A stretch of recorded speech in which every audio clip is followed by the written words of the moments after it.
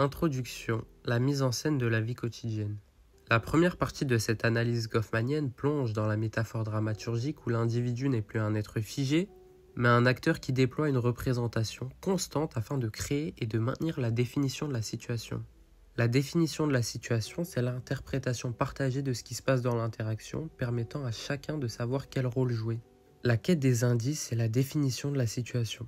Dès qu'une personne entre en interaction, c'est-à-dire en présence physique immédiate avec d'autres, elle et son public s'engagent dans un processus d'évaluation mutuelle.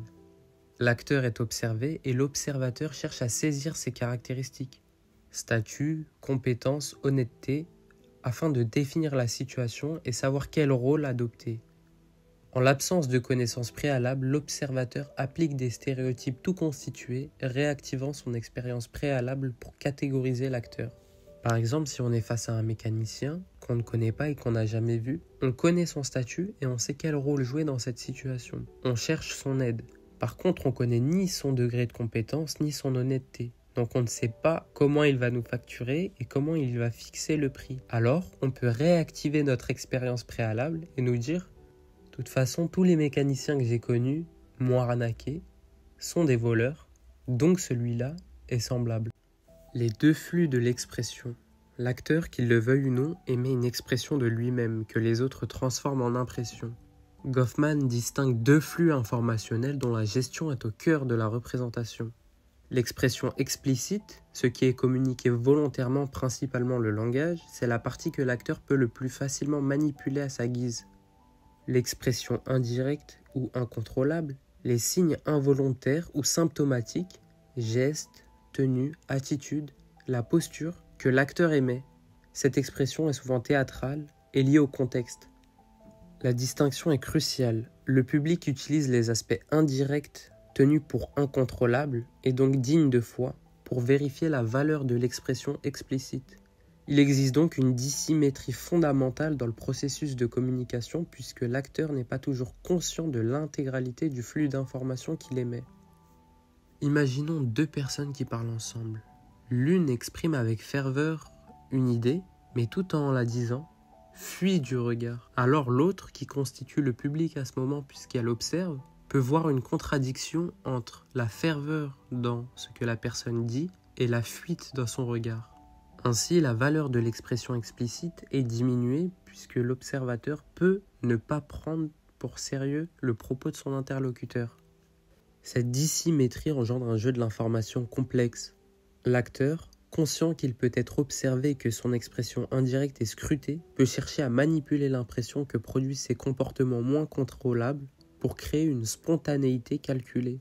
Ça ouvre la voie à un cycle virtuellement infini de dissimulation, de découvertes, de fausses révélations et de redécouvertes. Dans cette dynamique, les premières impressions sont essentielles car elles permettent de partir du bon pied et d'éviter les ruptures de la définition de la situation par la suite. Lorsque le discrédit menace ou qu'une rupture survient, déclenchant potentiellement une gêne ou une honte, les participants mobilisent des tactiques, des techniques défensives utilisées par l'acteur lui-même pour préserver ses propres projections, ou encore des techniques de protection ou tact, utilisées par un autre participant pour sauvegarder la définition projetée par l'acteur en difficulté. Ces techniques permettent de sauvegarder l'impression produite et de maintenir l'ordre interactionnel en dépit de la fragilité inhérente à toute représentation. La conviction de l'acteur est la façade. L'acteur qui déploie une représentation peut se situer entre deux attitudes de base concernant son rôle. Il est considéré comme l'acteur sincère s'il peut être sincèrement convaincu que l'impression de réalité qu'il produit est la réalité même.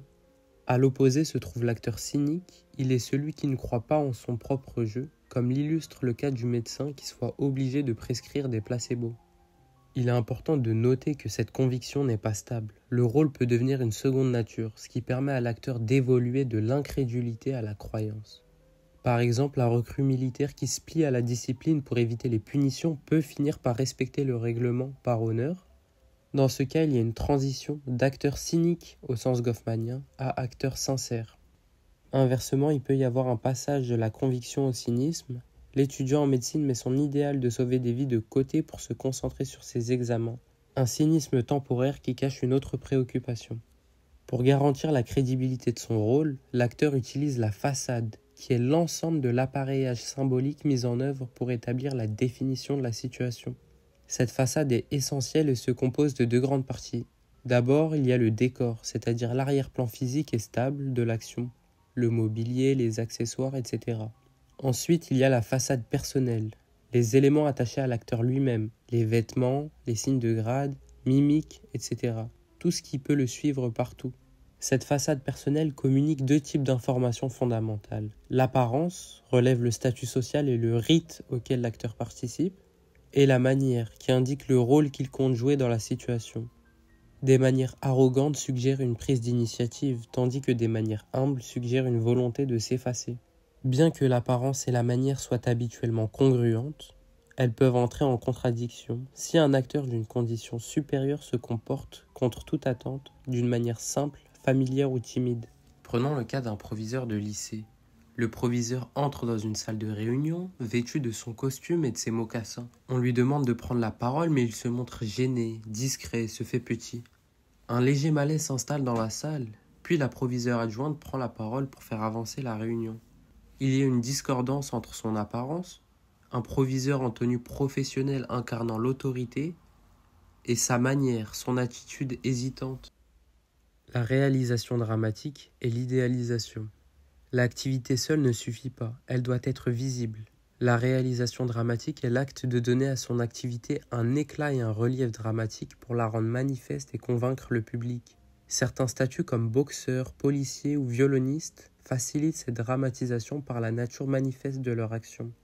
Cependant, la dramatisation peut être délicate. Elle peut être invisible, par exemple le commerçant qui fixe un prix pour compenser ses dépenses cachées voit son activité non perçue par le client. Goffman utilise l'exemple des infirmières pour illustrer cette différence. L'action des infirmières du service de chirurgie, changer un pansement, faire une piqûre, est plus visible, ce qui amène une dramatisation et une impression favorable de leurs actions. L'action des infirmières du service de médecine, vérifier l'état de la peau, le souffle, est moins visible, ce qui permet moins de dramatiser, théâtraliser et de générer une bonne impression sociale, même si leur compétence est égale. De plus, l'acteur risque de se concentrer sur l'expression de son activité plutôt que sur l'activité elle-même, comme l'élève attentif de Sartre, qui, trop occupé à montrer qu'il écoute, finit par ne plus écouter. Un autre effort majeur est l'idéalisation. L'acteur socialise sa représentation pour s'incorporer et illustrer les valeurs sociales officiellement reconnues. Cette mise en scène vise à se rapprocher du foyer sacré des valeurs sociales en utilisant le répertoire symbolique pour embellir la représentation et conférer un style socialement valorisé. Par exemple, c'est le cas des groupes comme les Indiens de caste inférieure qui imitent la classe brahmanique pour s'élever. L'idéalisation peut aussi être une stratégie pour revendiquer une position inférieure. C'est une idéalisation négative. Par exemple, aux États-Unis, dans les années 50, les Noirs adoptaient un air ignare devant les Blancs pour flatter les stéréotypes. Ou encore les filles qui peuvent se faire passer pour bêtes pour confirmer l'infériorité du sexe faible. L'acteur cherche aussi à donner l'impression que son rôle actuel est son seul rôle ou le plus important. Ce phénomène est compris comme la séparation des publics qui lui permet d'adapter sa représentation sans que les personnes devant lesquelles il joue un rôle, par exemple ses parents, soient les mêmes que celles devant lesquelles il joue un autre rôle, par exemple ses amis.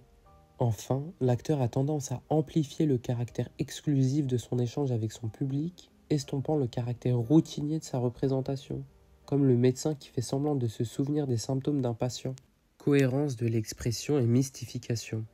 L'efficacité de la représentation repose sur la cohérence de l'expression, c'est-à-dire l'obligation de donner une impression compatible avec la définition de la situation.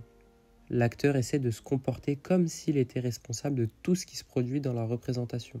Cependant, une maladresse peut survenir, telle qu'une perte de contrôle musculaire, trébucher, bâiller, etc., une émotion inappropriée ou un décor mal préparé. Le problème n'est pas la maladresse elle-même, mais la rupture qu'elle crée. Goffman écrit « Cette différence introduit une divergence extrêmement gênante entre la définition officielle et la réalité car c'est précisément le propre de la définition officielle d'être la seule possible. Une seule fausse note peut donc affecter la représentation tout entière. Pour maintenir cette cohérence, une discipline constante est requise. Le conducteur de corbillard qui fume à un enterrement devrait discrètement laisser tomber sa cigarette plutôt que de la jeter avec classe dans un buisson pour ne pas heurter la famille. Un plombier peut enlever ses lunettes devant son client pour maintenir une impression d'homme fort, cohérente avec son rôle. L'exigence de cohérence révèle une opposition essentielle entre notre moi intime, qui est fluctuant, et notre moi social, qui doit être homogène. Il y a une opposition essentielle entre notre moi intime et notre moi social, puisque notre moi intime est fluctuant. Celui-ci dépend de nos émotions, de notre humeur, de notre énergie du moment. Alors que notre moi social est homogène, il se doit d'être constant. On doit toujours garder la même image et la même posture face aux autres pour être cohérent, professionnel. Ainsi, notre moi social ne doit pas être sujet à ses émotions et à ses humeurs, mais face à une rigueur constante. L'acteur utilise aussi la mystification pour gérer la perception. En délimitant le spectacle et en maintenant une distance sociale, l'acteur engendre la crainte dans le public. Cette régulation du contact est essentielle pour la protection de l'acteur et empêche un examen attentif de réduire son impression à néant. Le respect que le public montre est en fait le revers de la honte que l'acteur éprouverait si les sujets évités étaient dévoilés. L'exemple du roi illustre la mystification. Il est une figure mystique parce qu'il représente en se distinguant du commun des mortels. Il dispose de tout et tout lui est accessible. Une distance sociale s'impose naturellement avec lui et cette même distance engendre automatiquement un respect. Réalité et simulation. La culture anglo-américaine distingue la représentation véritable, sincère, honnête de la représentation mensongère. Cependant, Goffman note qu'une représentation honnête est moins solidement reliée au monde réel qu'on pourrait le croire. Il dit qu'il existe une corrélation statistique et non pas une relation de nécessité entre les apparences et la réalité. Une relation statistique entre les apparences et la réalité et non pas une relation de nécessité veut dire que les apparences confirment souvent la réalité mais pas toujours. Une femme peut se montrer vertueuse dans son mariage devant ses proches mais avoir dans son intimité d'autres relations. L'auteur rappelle que les relations sociales ordinaires sont elles-mêmes combinées à la façon d'un spectacle théâtral. En apprenant à jouer nos rôles, nous nous familiarisons avec la routine des autres grâce à une socialisation anticipatrice. L'acteur n'a pas besoin d'un scénario intégral, il est plutôt exigé de lui d'apprendre suffisamment de bouts de rôle pour être capable d'improviser et de se tirer plus ou moins bien d'affaire. Cette improvisation s'appuie sur un répertoire d'expressions indirectes, souvent non verbales. L'exemple des catcheurs illustre cela.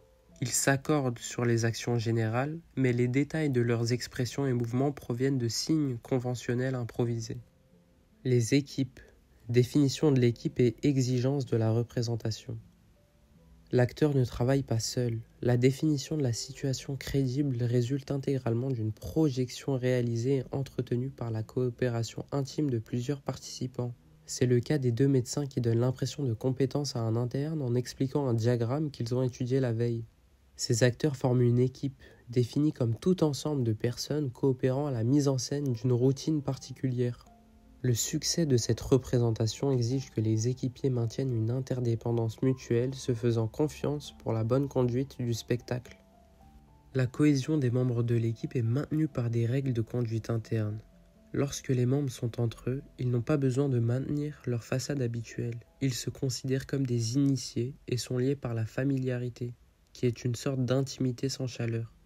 Il est important de noter que plus une équipe est grande, plus le caractère de la réalité qu'elle défend change. Elle risque de n'être qu'un point de vue partisan et fragile, car il est difficile qu'elle convienne également à tous les membres.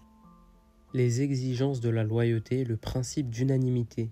L'équipe exige une loyauté rigoureuse pour renforcer sa position et protéger l'impression collective. Le principe d'unanimité. Les membres d'une équipe doivent tendre à être d'accord sur une position pour maintenir la définition de la situation.